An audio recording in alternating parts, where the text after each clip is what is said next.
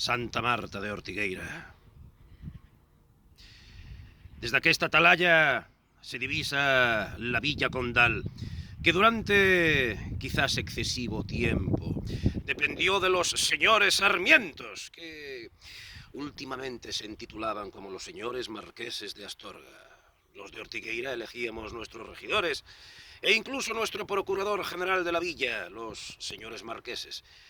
Elegían el gobernador y alcaide, y esto, en ocasiones, no era nada pacífico. Santa Marta de Ortigueira, enclavada en esta ría, tan próxima al mar océano, próximo a Burum, puerto fenicio donde las gentes de Oriente, los púnicos, continuaban luego de hacer un viaje de cabotaje y aquí emproaban sus naos hacia las islas Casitérides, en busca del estaño.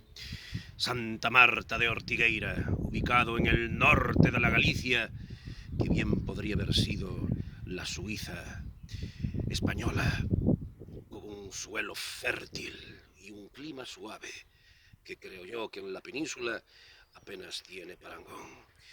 Santa Marta de Ortigueira. 31 de octubre, queridos amigos. Anoten esta fecha urgentemente, porque el 31 de octubre regreso a mi Santa Marta de Ortigueira.